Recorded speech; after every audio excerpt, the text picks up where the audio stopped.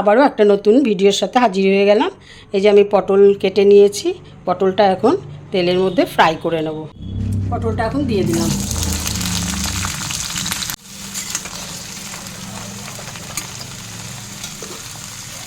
হলুদ, লবণ,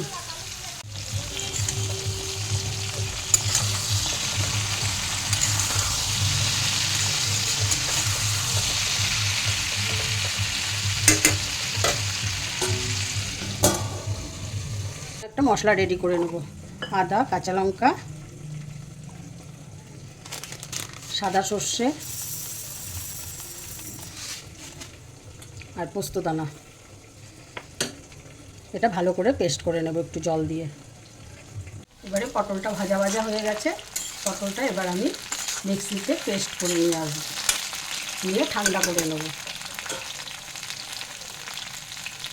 এবার কড়াইয়ে আমি সামান্য একটু তেল দিয়েছি, কারণ পটলটা আমি তেল দিয়ে ভেজেছি। একটু কালো জিরা সম্বারে দিয়ে দিলাম, হলুদ দিয়ে দিলাম, নাহলে ছিটে আসবে মশলাটা। এবার পোস্ত, সর্ষা, কাঁচা লঙ্কা, আদা বেটেছিলাম যে ওটা দিয়ে দিলাম। সামান্য একটু লবণ দিয়ে দিলাম।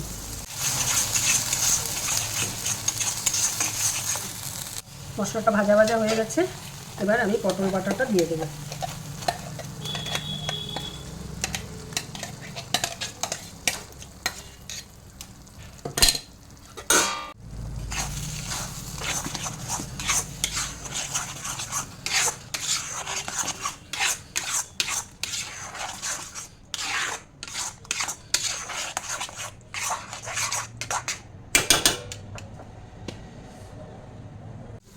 বাটাটা আমার একদম রেডি হয়ে গেছে, কড়াইয়ের থেকে ছেড়ে ছেড়ে আসছে।